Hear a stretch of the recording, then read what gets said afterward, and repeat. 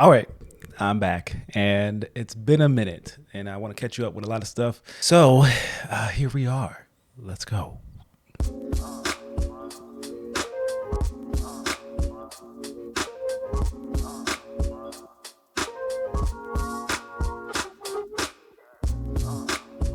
One of the things that one of the things, just a quick recap of what I've been doing and why I've been taking some time off.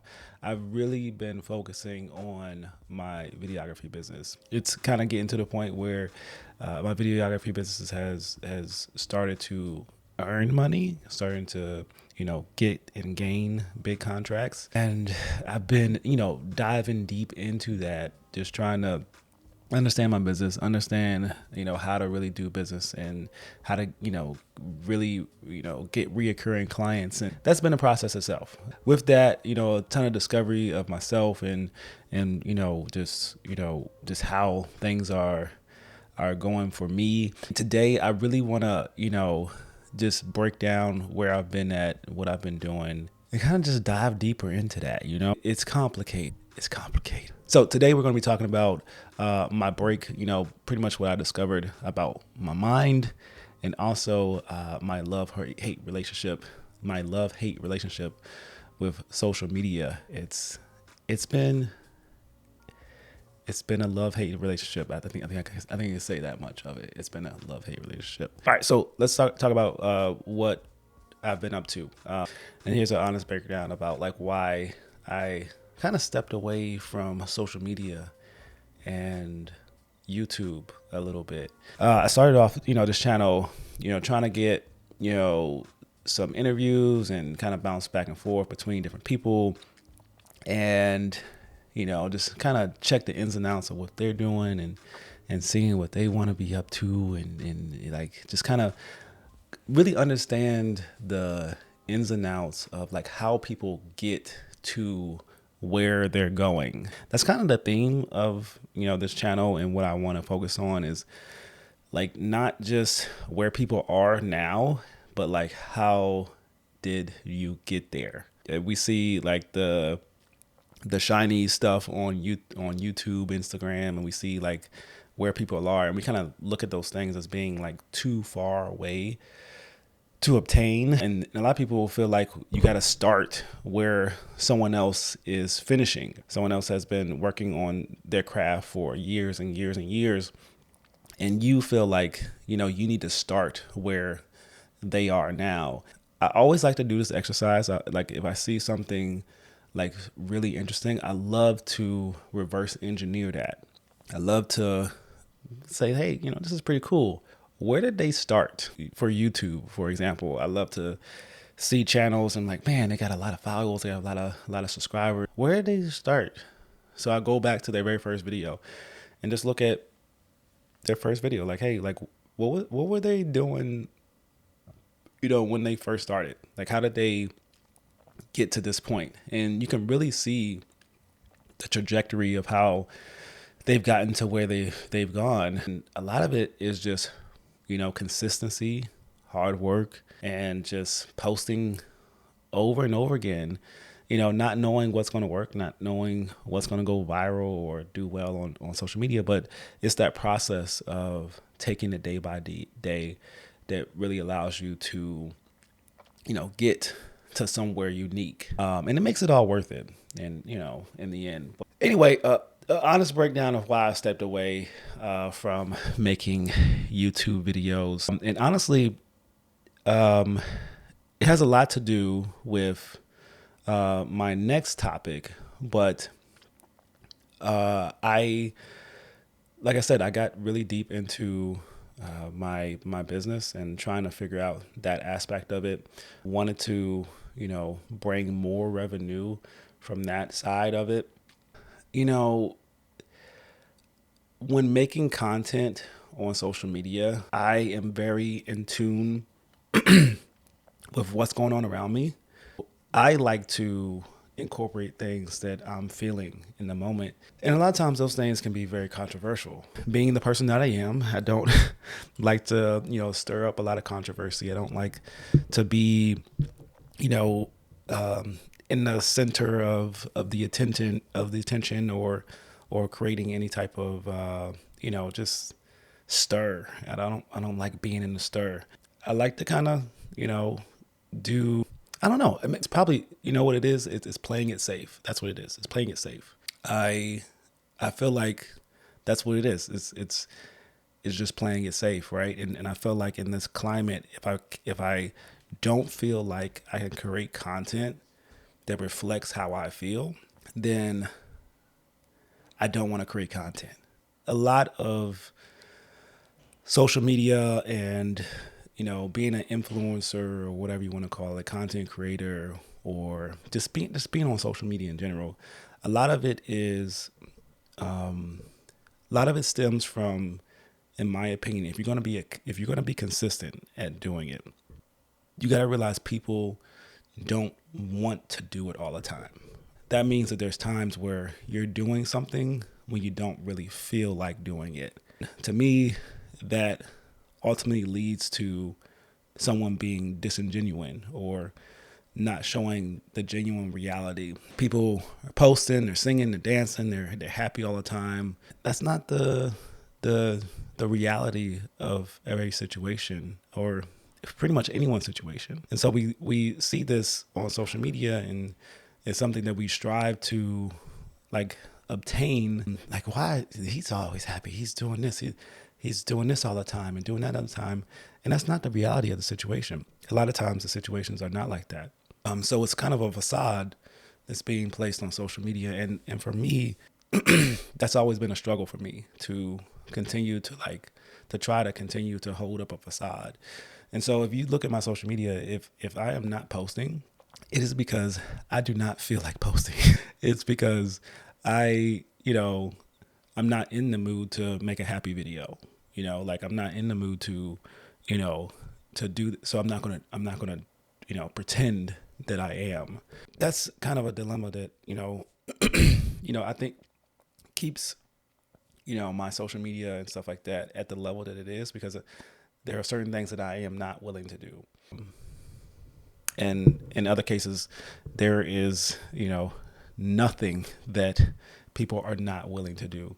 They are willing to do anything to gain the notoriety, to gain the social media following. And that's just not me. So I think part of it is trying to find out what that avenue is that I can do consistently, that I don't have to, come up and, hold a facade or pretend to be something that I'm not. And it's kind of like finding an avenue that makes me feel like I'm capable of doing that, and being true to myself. That kind of leads to those ups and downs and those periods where I'm, taking a break or not really, able to create the content because, something else is on my mind. Like there's more stuff to deal with and that I'm dealing with that it seems to be more important than social media. But in any aspect, personal life, my business, updates, business is doing well. Personal life is doing well. Kids are doing well. They're grinding and improving and doing their thing. And that's a deeper topic that I would love to talk about in another video. The mindset shift that brought me back to creating social media is it's either you're creating a lifestyle for someone else or you're creating a lifestyle for yourself. And ultimately, that's what brings me back to social media. Is I would rather create a lifestyle for myself. I would rather, build my lifestyle and my dreams than to be, contributing and building someone else's, especially if they're not my children or my wife, of course. That's something that, brings me back, right? That's the mindset shift that brings me back to wanting to create and wanting to post, more often. Now, what does that look like? And I think, one of the questions that I got recently, like, are you done with YouTube? And that's kind of one of the things that made me want to come back and make this video. What I was asked, are you done with YouTube? And no, I'm not done with YouTube. I don't not want to do YouTube. It's just like trying to find that mindset shift, or that avenue that allows me to stay on it and do it consistently. And so that leads me to my next topic, which, it's, I found out that I have ADHD. Discovered that recently. And that has been an eye-opening experience for me. Because, majority of my life, I've grown up thinking that what I was experiencing was the norm, or what I was experiencing was my fault. The things that I have not been able to do or achieve, a lot of it stems back to how my mind operates, and not knowing how my mind operates so that I could avoid the pitfalls that comes along with having the symptoms of ADHD. And, I discovered it basically by just doing some research and trying to optimize my life. And, I noticed that I would do certain things. I noticed certain patterns in my life where I would dive deep into something, and then I would really dissect it and want to do it. And then all of a sudden, all of the energy towards that goal, or that, it would just completely die. And then I would move on to the next thing. And I'm like, what, why, why do I keep doing that? Like, why do I keep getting hyper focused on this nuanced thing that may not even be important? And then I can't focus on the thing that I really want to be focused on at the moment. Started off with like little small things, and then it became like something that kind of, I noticed as something that was really keeping me back and not allowing me to do some of the things that I want to do in my adult life. Just, sitting with myself and just understanding what that looks like and what that means, I think, really changed my perspective, because I think it was one statement that was made that, understanding what ADHD is doing to you, or how your brain operates, understanding what that is like putting on glasses for your brain. We don't blame people who don't have 20/20 vision, that they can't see, a sign that's down the street. You just give them glasses so that they can see better, right? And that same person would have always thought that was what everybody saw. Like, this is how everybody sees the world, right? Until they put their glasses on and they're like, oh, wait, this is how everyone sees the world. And so, like, understanding that diagnosis for me was just that, right?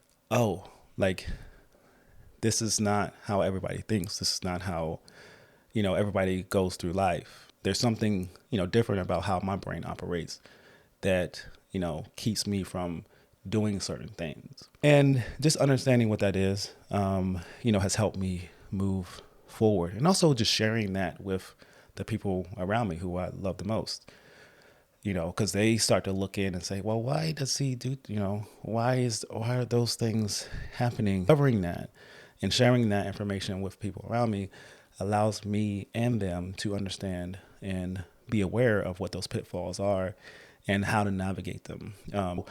Moving forward with me, I think one of the most interesting things about the way my brain works is that I will just dive really deep into something, and what I will do is, I would lay out the entire sequence of events that are going to happen, right? I would think about that so meticulously that I would basically play out the way things are going to go before I really make the decision to go into it, right? That would either turn me off or turn me on to a decision or, a hobby or a craft, right? I would see those steps and try to play that out before just kind of just, a lot of people kind of just see, week by week, month by month. I'm playing it out almost to year 2 and year 3. Something like content creation, I get, I'm creating content and, blah, blah, blah. And then then day 3 comes, and then I'm thinking about next week. And then I think about, okay, so I'm going to create content for this week. And then I'm going to come back and I'm going to create content for the week after that. And for that month, I'm going to create content. And then for the year, I'll be creating content for that. And it's like, when do I get to stop creating content? And for me, like projecting that out, it's like, this is a constant like loop and cycle, and it's pointless. And like my conclusion is like, this is now pointless. Like, why would I do this over and over and over again? So then my motivation for it is completely turned off. And it's me like hyper focusing on those kind of minute details that kind of it pulls some of the motivation away from doing certain things, where other people can just see, hey, I'm working towards a goal, and I'm just I'm doing this day by day, and I'm doing this month by month, and eventually I'll be where I want to be. And I can't see things like that, or I couldn't see things like that. It's definitely impacted my life in certain ways, and definitely on a day-to-day basis, and also when it comes to creating content, it's affected my life in that way as well, because of the hyper focus, and because of just being like all the way in the roots of things, trying to figure out like this, and that. And it can lead to, stagnation as well. Like, you're hyper focused on all the details before you actually take the step. Seeing that and seeing what that does allows me to say, okay, here are the things that you need to focus on. Here are the things that are important. And it allows me to kind of reel it back, understanding the pitfalls of where my mind can go. Right. So, one of the things that I do want to share is a tool. No, it's not a tool. It's actually, it's actually a product.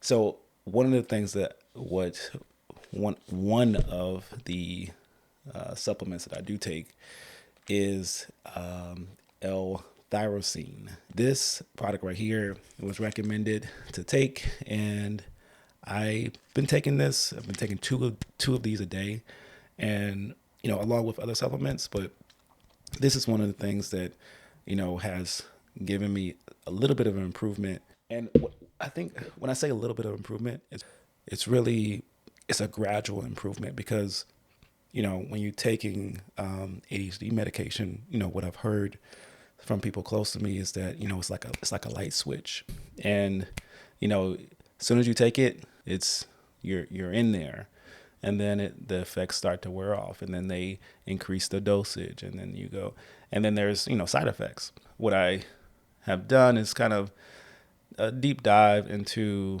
some of the, I guess, more natural ways to kind of combat and raise my levels, and kind of give myself a consistent feel, put my mind in a good space where it can be productive and focused. The supplements that I do take allow me to get into that mode, but gradually. The more I take them, the more consistently I take them, the better I feel, and the better my mind seems to perform. It's been good. So just kind of keeping up with that has been a challenge, but it's been good, and I'm enjoying just the process of understanding who I am and how I can improve my life. One of the things that that I did want to talk about is kind of my love-hate relationship with social media. I will say I never truly wanted to be on social media. But social media has granted me and my family so many benefits. It's allowed me to spend more time with my kids. It's allowed us this beautiful lifestyle where we can, stay at home and you know, we can encourage our kids and be at every game and help them achieve their goals.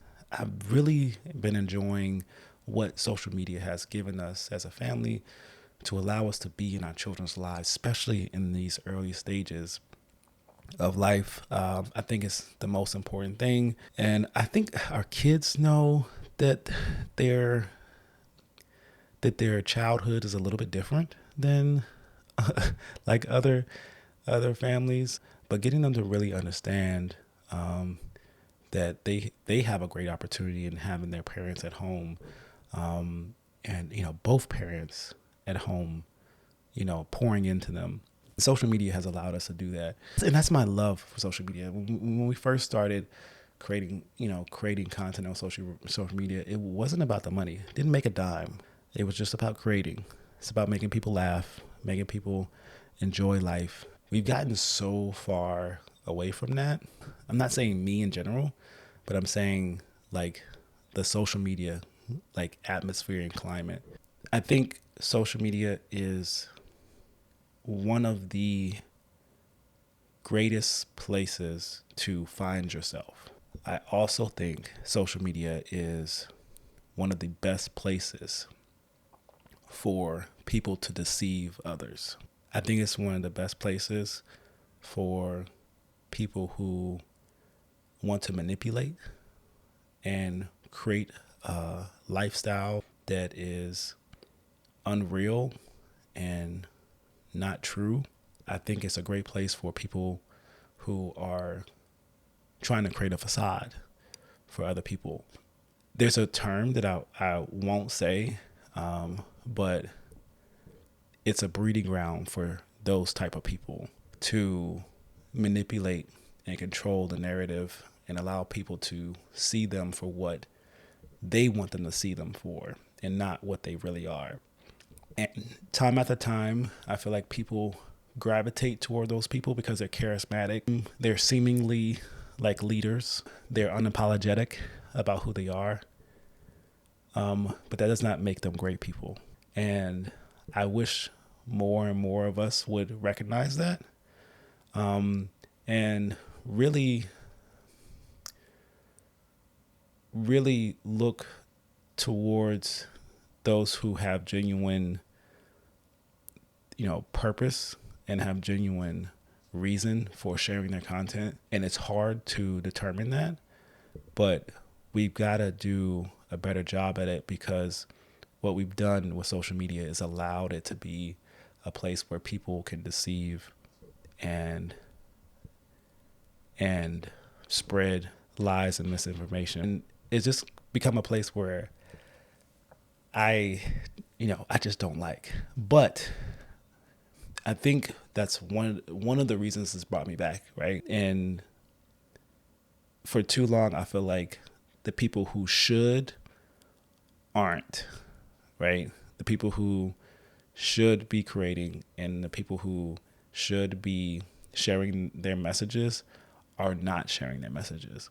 Instead of like engaging and, being active to add to the environment, we've allowed people to kind of take over the environment. And I think we need to bring back creating just to create, sharing with purpose to improve people's lives, not to gain notoriety or monetary value. And I think the sooner we get back to that, the sooner people will be less depressed. The sooner we share our stories about like what's actually happening in our lives, the sooner people can actually see the reality of their situation, saying, "Oh, I'm not the only one who feels that. I'm not the only one who experienced that." One of the things that I remember, like a long time ago, I posted when I shaved my head, And I was experiencing something at that time. I mean, I was like 27 years old. No, I was maybe younger than that. I don't know, 26 or something like that. I'm losing my hair. And, I still had plenty of hair on my head, but I was like, you know what? I'm not going to let my hair just continue to fade away, right? I'm going to, like, if I'm going to lose my hair, I'm going to lose it on my own terms. And I'm starting to thin a little bit. I'm going to shave my head. I'm going bald because I'm not going to just wait for it to come to me. I'm gonna take action. I'm gonna go bald. Right. So I did a video, shaving my head and expressing how I felt about shaving my head. Right. Expressing like how, this phase of my life was like, it was a crazy dynamic because, my entire existence from when I was a kid, I remember going to the barbershop, right? And getting my hair cut, getting that crisp line up, and then I come out, you feel, it was a place of confidence. Once you get your hair done, get that fade done, whatever, get that line up, had the sideburns coming down, you felt confident. And so that thing was being taken from me, right? So no longer would I be able to get a haircut. And so that plus the transition period of, everybody now is going to be like, asking me like, hey, you're bald, had hair yesterday, you got hair today. I had to go to work the next day. I mean, that was a very interesting transition period for me. And I shared that information. I shared like a vulnerable moment in my life with, the world.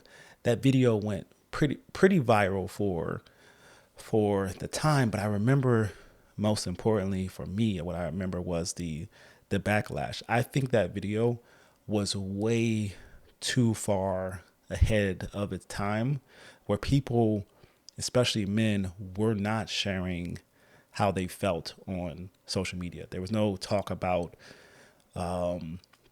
emotional intelligence and, this and that. You got to get in touch with, there was no talk about that stuff on social media. And that video was one that I felt like was a little bit before its time because, like, in the comment section, I was getting ripped, right? It was just like, bruh, just you're bald, man. Just shave it, bruh. Just cut it off. Why you gotta talk about this and that? Oh my gosh. And so I felt like a martyr, like dang, like I was just, but I also received a lot of other men who experienced the same thing, saying that, yo, I appreciate you doing this because it makes me like understand a little bit more about how I felt. And the biggest regret I have about that video is that I took it down. I allowed the negative like conversation to influence me, that I really just wanted to stop the bleeding. I didn't want people to continue to talk about me in that way. I didn't want a thread of people like, bashing me for expressing like how I felt. Honestly, that's the world that men live in, right? You want to express your feelings, but you know that the world doesn't care anything about your feelings. People say they want you to express more, but as soon as you do it, it's done and you're left out in the open to be exposed and to be, ridiculed. When you think about that dynamic, it makes it hard for people to be honest and vulnerable. And I think we need to do more of it. And like I said, what I regret most is taking that video down. I have no clue where that video is now. It may still be on a page or something, just, hidden. But I took that video down because I felt like I was being, just bashed upon for no reason. And honestly, I think that's what it takes. Honestly, who cares anymore? Who cares? What's most important is the people who I feel like were benefiting from that conversation. And that's what we have to get back to doing it for. Not for monetary value, not for notoriety, but for the people who can benefit from the conversation, the talk, the dialogue, the starting of the conversation. Kendrick Lamar, when you think about his Super Bowl performance, he was not trying to have the best Super Bowl performance of all time, but he did have the most impactful Super Bowl of all time, in my opinion, because of what he decided to do in that moment on that stage with that opportunity. He decided to do a little bit more, not just for, I'm not doing it for just to sing and dance for y'all. It's a statement for those who needed it. So appreciate you sticking around, watching this video. Let me know in the comments below what you want to talk about, and how, maybe there's some discussions you want to chat about. I will continue to post. This is going to be a 30-day challenge for me, and hopefully I can keep that going, as time permits. I plan to keep that going. So I'll see you guys in the next video.